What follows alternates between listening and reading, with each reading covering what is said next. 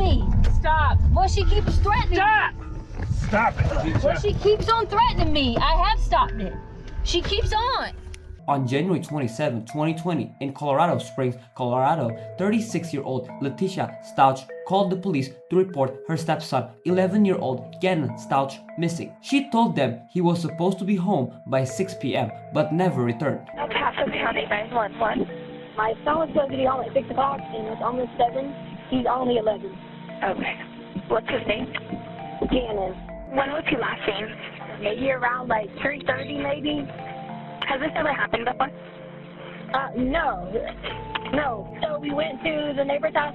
My daughter just went to Stingray Park and he's not there. And who was the last person to see him? I guess me. When police arrived, they spoke to Letecia, Harley, and Gannon's younger sister, Lena. His biological father, Albert Stauch, was out of town for work at that time. He was supposed to be here at 6 o'clock because we were going to eat dinner. And his dad already told him he could play with his friend. And he didn't come back at 6. So we drive to the neighbor's house and they're like, no, he's not here. You have talked to all of his friends' parents? My husband did. He's been on the phone with a bunch of them. He's in Oklahoma. No, he said he's talked to everyone that he knows of. The neighborhood was shaken. An 11-year-old boy had vanished without a trace, and fear spread quickly. Something didn't seem right. Letecia's tone during the call and her conversation with the police felt off. Instead of sounding panicked or desperate, she seemed to be trying to piece together a story. It didn't sound like the usual reaction of a worried parent. As the hours passed, the concern grew. The community was desperate to find Gannon. But what had really happened to him? At first, some thought Gannon might have run away, but that didn't make sense. He wasn't the type of kid to disappear like that. He loved being at home, playing video games or watching cartoons. If he was late coming back, it was never by much. The next morning, his father, Albert Stauch, returned home from National Guard training. He and Letecia met with detectives at a coffee shop trying to figure out where Gannon could have gone. Albert told them Gannon was a homebody, not the kind of kid who would just wander off. Gannon's biological mother, Landon, who lived in South Carolina, spoke to him often, almost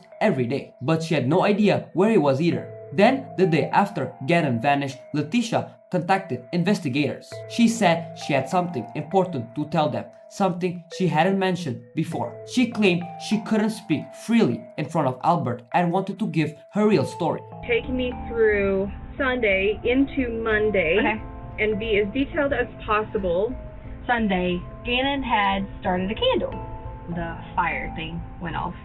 It started saying fire, fire, fire, fire. So then I see smoke coming up from the downstairs. So then I ran back downstairs to get Gannon. The fire was on the floor over here, then on the sofa. There was covers everywhere. I take a whole bunch of them and I go and like basically smash down on the sofa and the fire to put it out. Honestly, we were gonna fix the carpet and try to like not say anything.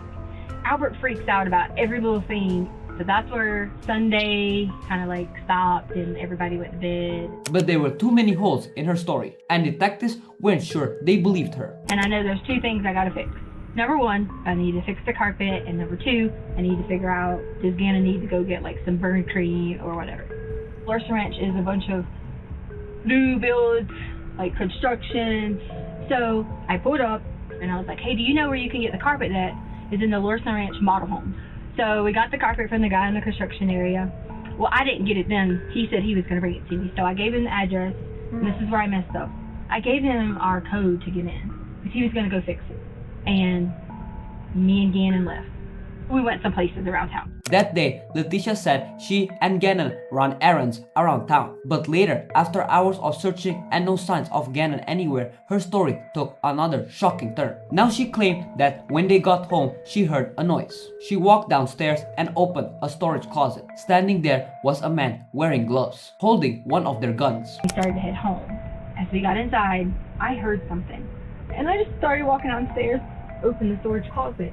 And he was standing in there. He had on gloves. He had one of the guns. Okay. And I was terrified. Okay. So terrified. And then he just knocked me down and he was hitting on me. And he was trying to like rape me. It's all my fault. Because I gave him our code to fix the carpet. Okay. And I shouldn't have. I swear to God, I don't know what happened from there. I really don't know.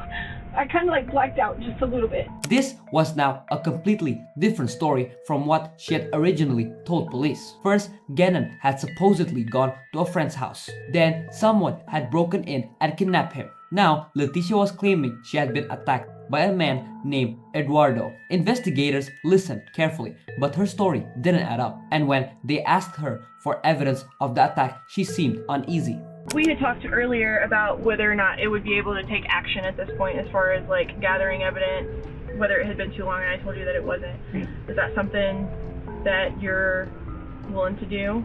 Yes, definitely. I would do anything for you to figure out who Eduardo is. We'd like to get you over to the hospital for that. No, I exam. would totally do that, but I really am. I just want to get some food and take a minute, and I can drive myself to the hospital. Okay, you said I was free to go. Are you wanting to leave right now? I'm really hungry. I'm thirsty. Look at my lips; they're chapped. Can you give me just a few minutes? She said that I would be able to go. And I'm not saying that you can't. I'm asking if you can give me a few minutes. That's all. I can. If you can, you just call me, or I have to maintain my mental health in this whole situation. Meanwhile, the entire community came together to search for Gannon. Volunteers searched fields, roads, and neighborhoods, hoping to find any sign of him. People were asking the same heartbreaking questions. Was he still in Colorado? Was he even still alive? The police needed to verify Letecia's story. Since she claimed she had been attacked, they asked her to undergo a forensic exam at the hospital to collect any possible evidence. At first, she agreed, but when it was the time to actually do it, she became defensive. It would be better to get the forensic exam I'm not done going over there like before you not take a shower. not like cleaned. I'm not doing that. That's disgusting. I'm not doing that. But I will gladly go. But you realize that's how we gather evidence, right? So if you go take a shower right now, and I understand that you're like uncomfortable, I would like to get you over to the hospital to get the exam done. Okay, well, then I'm driving myself there. At the hospital, she refused the exam again. Police started noticing a pattern. Letecia was claiming she had been attacked, but she wouldn't provide any evidence to prove it. Instead, she was acting strangely, trying to avoid questioning. Back at the police station, she started saying she couldn't breathe and was having chest pains. Officers told her they would call an ambulance, but she insisted it was just anxiety. Sit down on the couch. Sir, I can't breathe. I'm just asking you to open the door. Now we're gonna have to call you an ambulance because you said you got chest pain. I just told you I have chest pains. It's claustrophobic. I couldn't breathe. So we're gonna call you an ambulance. Yeah, well, you weren't claustrophobic until... Excuse me. I take lorazepam every day, and if I don't take it, I could have a panic attack. Paramedics arrived to check her, but they found nothing wrong with her. She was perfectly fine. By now, detectives were trying to focus on her. She had told multiple, completely different stories about what happened to Gannon. And yet, there was still no signs of the boy. Rumors began spreading through the neighborhood. People were trying to wonder what really happened. Then, Letecia did something unexpected. She agreed to do an interview with a local news reporter. She said she wanted to clear her name. But would this interview finally reveal the truth? Or was it just another attempt to cover up what really happened to Gannon? But instead of making things clearer, she only made them more confusing. When asked what she saw the last time she was with Gannon, she refused to answer. What did you see when you last saw him? Well, I'm not allowed to talk about anything with the case. I would more so be willing to talk about how the community needs to have faith and continue to work together and not make these false accusations, like the things that have been said that I've disappeared from the community. I haven't been there to help. I took care of Gannon for the last 2 years in our home because his mother didn't want to do it. And I would never, ever hurt this child. They have all these theories on how Gannon is dead. He is not dead. We are going to find Gannon. And that's the main goal that we all have, my family has. Any message for Gannon? Gannon, when you get here, you'll be able to truly tell what happened. And then I really hope I get a sincere apology from everyone. We love you, we miss you, and we hope that you come home soon. He was always so helpful with the dogs around the house. He was always like a person I could say, Gannon, can you go do this? And he would do it right away. He was so sweet and such a kind heart. As the investigation continued, police still didn't know exactly what happened to Gannon. But one person was getting more suspicious of Letecia, her own husband, Al Stauch. Al wanted answers. He knew Letecia didn't trust the police, so he tried to get the truth out of her himself. Al felt deep in his heart that Letecia was hiding something, so he made a decision. He would secretly record their phone calls and hand them over to the police. I'm trying to do what I can outside of the law enforcement because you don't freaking trust them anyways. Did you trust them? Not based on what I've seen. So that's why I'm going straight to the last person that saw him. If I would be the last person that saw him, then I would be the person that has him. If you know it's an accident, are you going to stand by me? Yes, absolutely, Tisha. I'm sorry for all the stories. I just didn't know what to do. So we were going to get your look at him and get your bike. I was like, get it right. It was really big, so the guy was helping. And he fell off of it and he got hurt bad. He was bleeding. Where was he bleeding from? His arms, his knees, his hands.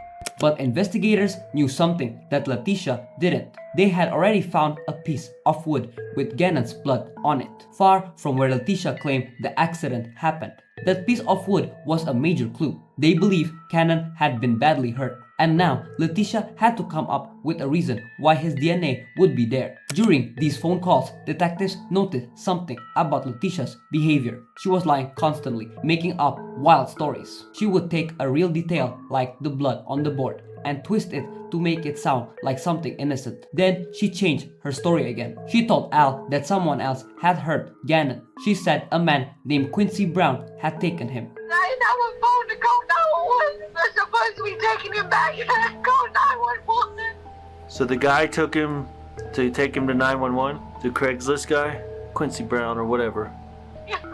I swear to God, Quincy's real. But Quincy wasn't the only person she mentioned. At different times, she brought up names like Eduardo, Uncle Mike, and now Quincy Brown. None of them made sense. Al was losing patience. What I'm trying to work out with you here is just the freaking truth. Alfred, I'm telling you, he hurt Gannon. I was fine. Okay, well, who is he? Who tied you up? Who did this? You didn't do it. Who did it? Who hurt Gannon? Who has Gannon? Alfred, they're gonna kill me. Who is they? These are the questions I need to know. They first told me his name was Eduardo, but it's not. It's Quincy Brown. None of it added up. Quincy Brown was a real person with a criminal record. Al was furious. So Quincy Brown is the one who has him. He's coming after me because I know who he is. Quincy Brown is the one holding Gannon for all the money? And you didn't tell me. So 3 weeks now, you've known who has my son. Before Gannon disappeared, Letecia and Al's marriage had been falling apart. Now it seemed like Letecia was doing whatever she could to keep the truth from coming out. Did you talk to an attorney and file for divorce? I have not filed anything yet. I'll give you the straight up honest truth. We're at the same point now. Unfortunately, 3 weeks later, I was not getting the whole truth. Even yesterday when we were talking, wasn't adding up, and it still isn't. There's 3 or 4 different versions. By mid-February 2020, the search for 11-year-old Gannon Stauch had been going on for weeks. He had been reported missing by his stepmother Letecia, but her story kept changing. She gave different versions of what happened, and none of them made sense. She was talking to Al again when she suddenly brought up something new. Someone was following us. There was this pregnant lady. So I agreed to help the pregnant lady. And I realized she's not pregnant once she gets in the car. I just was supposed to walk in Petco, look around, be normal, go drop this lady off somewhere. She told you to walk into Petco? She forced me. It's just being caught up in the wrong place at the wrong time with people who are money laundering, wanting me to deliver paper to these Mexican restaurants, and you're supposed to get packages back from them. And I wouldn't do it. You want me to believe you, but I feel like you're just telling me something to make me feel better about Gannon missing. Kind of like the Quincy Brown thing. I mean, now it's a pregnant lady with cash in her belly. I'm innocent. What is wrong with you? What's wrong is my son's missing and you keep lying to me, okay? That's what's wrong. Okay, fine. Give me my son back. Tell the truth. Give me my son back. I don't have him. Al was desperate. His son was still missing, and Letecia kept lying. He tried one last time. Where's he at then? Who has him? You haven't answered not one of my questions. You're not doing nothing but lying to me and sending me in a different direction than what you know is the truth. A local reporter had been covering the story since the beginning. While speaking to neighbors, he met a man named Roderick Drayton. Roderick lived just a few doors from the Stauch home. You know, Roderick said, I have a security camera that faces their house. Hours later, Roderick called the reporter back. You need to come see this, he said. I found something on the video. When the reporter arrived, Roderick showed him the footage. It was from the morning of January 27. In the video, Gannon was seen getting into Letecia's truck, but something was wrong. He looked sick, Roderick said, like he was drugged or something. Gannon's movements were slow and unsteady. He barely lifted his feet as he walked, and that was the last time anyone saw him alive. Investigators now believe Gannon never made it back home, but they needed proof. They searched the Stauch house again. At first, something seemed unusual. Letecia had even called 911 the night he went missing, letting police walk through the house. Everything looked clean. Too clean. It was clear now Letecia had spent time scrubbing the crime scene, but she didn't get rid of everything. In Gannon's bedroom, investigators found something chilling. Blood. At first, it was barely visible, tiny stains on the wall. But when they looked closer, they realized the truth. Blood was everywhere. They found it under his mattress. They found it under the carpet. They found it under the carpet pad. The amount of blood told them everything. Gannon didn't just get hurt in the room. He died there. Between the forensic evidence and Letecia's changing stories, investigators now had enough to make an arrest. On March 2, 2020, more than a month after she reported Gannon missing, Letecia was taken into custody while visiting family in South Carolina. She looked confused when officers approached. Do you know why you're here? Did they inform you why you're under arrest? I'm under arrest? Yes. I'm getting charged with what now? We found enough, you call it probable cause, for a warrant to be issued. Okay, a warrant for what though? It was for the murder. What murder? Gannon and Stauch. So Gannon is murdered. That's what the evidence shows. Okay. There's a lot of stories out there. So if someone truly took Gannon though, we need to know the real story because you put out quite a few different stories. The agent leaned forward. I don't think you intended to hurt Gannon at all. Something bad happened in his room. No. If you didn't do it, and it helps me find Gannon. I didn't do it. Okay, well then help me find out who did. Who did what? That to Gannon in his room. Done what to Gannon in his room? There's a pool of blood in the corner. Okay. That's Gannon's blood. Where do you think that I had any involvement with Gannon, and where did he go? You're the last adult with him. You told a lot of lies. If you can point me to a different person, then I can help you. If you trusted me to talk to me, you would tell me where Gannon is right now. I don't know where Gannon is. You do. If you would have told police the very first night that he was taken forcibly, everything would have been different. The agent wasn't done. He had something else, something that had been raising red flags since the beginning. He pulled out a piece of paper. Letecia, he said, we found your internet searches. Here I even have what you entered in your phone. The stuff that you've entered and deleted. Like blood is spurting from an arterial bleed, direct pressure not controlling. Do what? I didn't look this up. Somebody did from your phone. I don't like my stepson. No. I don't like my stepson. Should I get a divorce? How to get blood out of sheets. Out of sheets? If you did something bad to Gannon, could you ever admit it? What? I didn't do anything bad to Gannon. Right now, you're the last person with Gannon. I don't do bad things to people. I don't think you do bad things to people. I don't do bad things to anyone, and I didn't do anything bad to Gannon. Why would I hurt our child? I had everything in the world. Why? I have no motive. None. But investigators weren't finished. They had something else. Something chilling. A recording. It was from the night before Gannon disappeared. Gannon, I promise this is the last time I'm gonna ask you. I'm just freaked out, okay? Are you sure you didn't do it on purpose? He did it. Okay, we promise.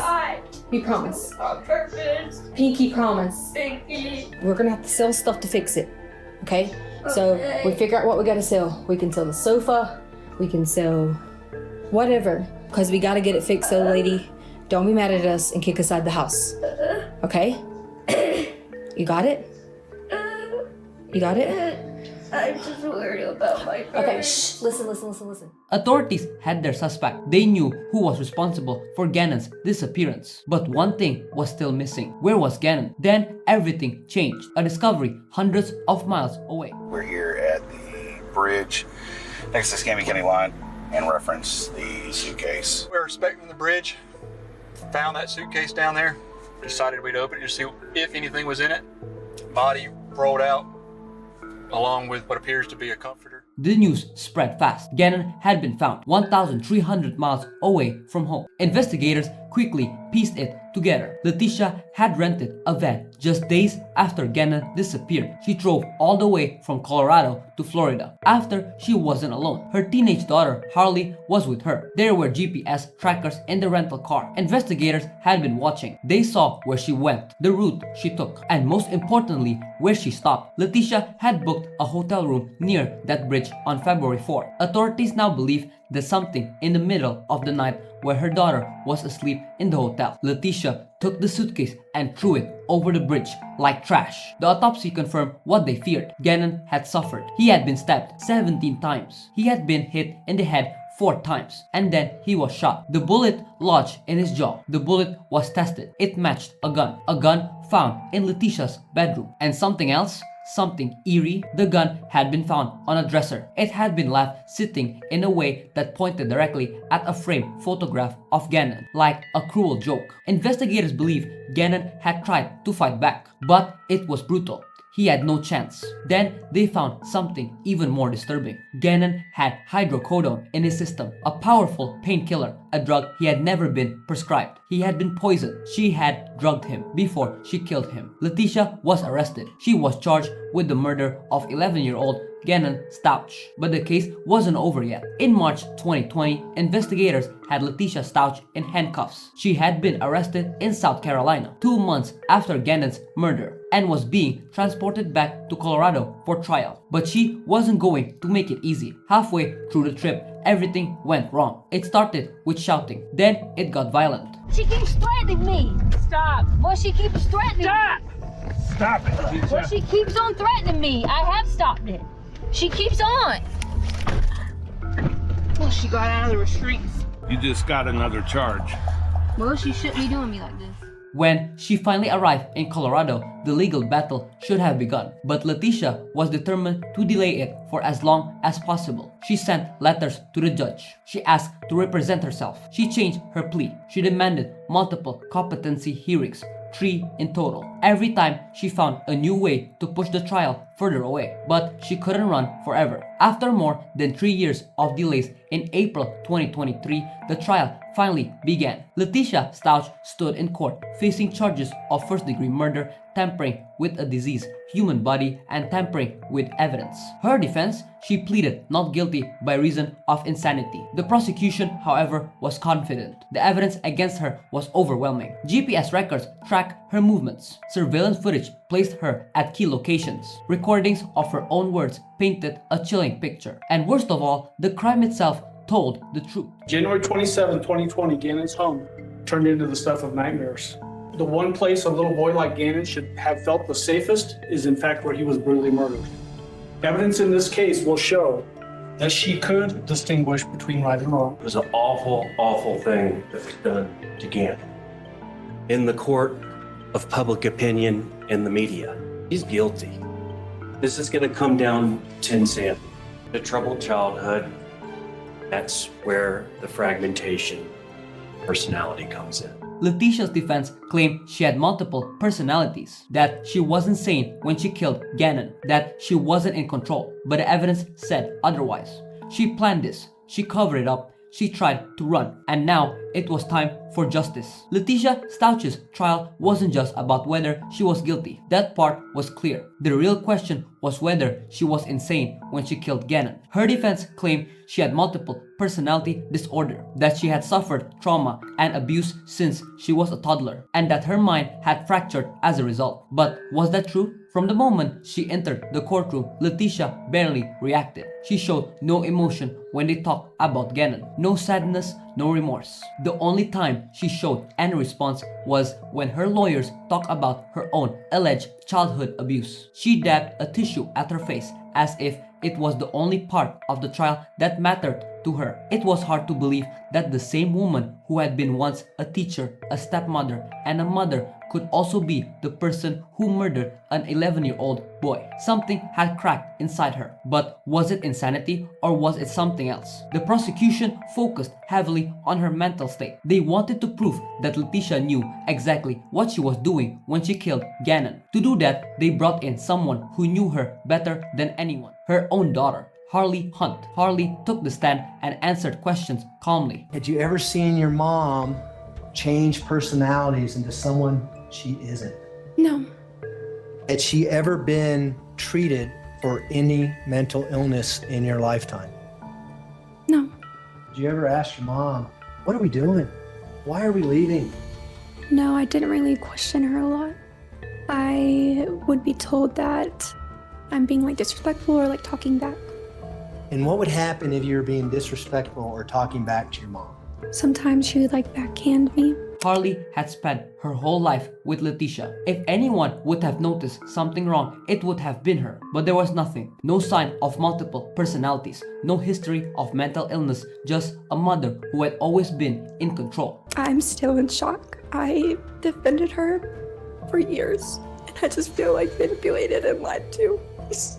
Letecia's defense wanted the jury to believe she was insane, but her own family knew her too well. They had trusted her for years, and now they were supposed to believe that she had suddenly lost her mind. It didn't make sense. Even the psychologist who evaluated her saw the truth. Letecia wasn't suffering from multiple personalities. She was faking it. Did Miss Stauch ever give you any self-diagnosis of potential mental illnesses that she felt she had? She talked a lot about being manic, slipping in and out of reality. Did she ever bring up anything about having another personality or multiple personalities? She did not. Did you or Dr. Gray ever consider the fact that she could just be making this all up? Yes. Letecia Stauch's defense claimed she had another personality named Maria, a protector who took over in times of danger. She said Maria was the one who killed Gannon, not her. But there was a problem with that story. If Letecia had truly switched into another personality, she wouldn't have remembered what happened. She talks about going into protection mode, and she often references Maria as the protector. Someone who has dissociative identity disorder, are they going to be able to recall what happens as a different person? I would think that if Ms. Stauch had dissociated into Maria, there would be a lack of awareness or understanding or memory. The prosecution wasn't convinced. The real challenge in this case wasn't proving that Letecia had killed Gannon. It was making sure the jury didn't believe she was insane when she did it. The brutality of Gannon's injury made it easy to think only someone truly out of their mind could do something like this. And that's exactly what her defense wanted the jury to believe. Not that she was innocent, but that she wasn't in control of her actions. One of the psychologists who interviewed Letecia recalled something strange. During one session, she suddenly started speaking Russian, a language she didn't know. When I was interviewing her over a period of time, suddenly it seemed to me that she was speaking Russian. Someone was in the hall, we don't understand. Someone was in the hall. It looked as though she had switched into a different entity. Did she describe any alters to you or other personas? She referred to somebody named Maria. Maria apparently was a physically abusive entity, and when I first saw that, I thought, have I just met the aspect of her personality that killed Gannon? Hearing her speak like that sent shivers down the psychologist's spine. For the first time, it sounded like she was admitting to the murder. But the way she said it in this fake, exaggerated voice made it seem like an act. The defense wanted to create doubt, to make the jury question whether Letecia was truly responsible for her actions. And the recordings of her switching into these so-called personalities were certainly disturbing. I understand I had to protect the people that were in the house, okay? Because if someone was in the home, they were going to rape someone, they were going to molest them, they were going to kill them. I had to protect them. All I did, okay? And I fired the gun. I did not know, didn't have a safety. I'm trained to kill. That's what I do, kill for a living. I took the gun, I fired the gun at someone. They had a cape on, they looked like a dangerous man. I killed the man. Did what I was supposed to do, which is I killed the girl. Then it was up to the jury. The case was handed to them and they had to decide whether Letecia was insane or if she knew exactly what she was doing when she killed Gannon. The prosecution and Gannon's family waited, nervous, hoping that justice would be served. After nearly 8 hours of deliberation, the jury returned with their verdict. The courtroom was silent as the judge read it out. We, the jury, find the defendant Letecia Stauch guilty. She was found guilty of all charges straight across the board. It wasn't a surprise. The jury saw through her lies, and it was murder in the worst possible way. The judge didn't hold back. You have shown no remorse throughout this process. Instead, you've made a choice to build a web of lies because you didn't want to face the consequences. Your conduct in this case deserves the maximum punishment. I remand you to the custody of the Colorado Department of Corrections for the remainder of your life with no possibility of parole. After the verdict, Gannon's mother spoke. She said something heartbreaking, something that would stay with everyone in that courtroom. I know in my heart that Gannon loved her, even in his final breath. It was impossible to understand. How could someone be so cruel to a child who loved them? Gannon's story was one that would never be forgotten. A little boy full of life taken in the most horrific way. The image that would always stay in people's minds wasn't the tragedy of his death, but the joy of his life. The smile he had, the love he gave to his family. 4 years had passed since his death, but even after all the time, there was still questions, still unanswered truths. And the one person who could give those answers, Letecia Stauch, would likely never tell the full story of what really happened. If you want to see more videos like this, please subscribe for more. I'll see you in the next one. Peace.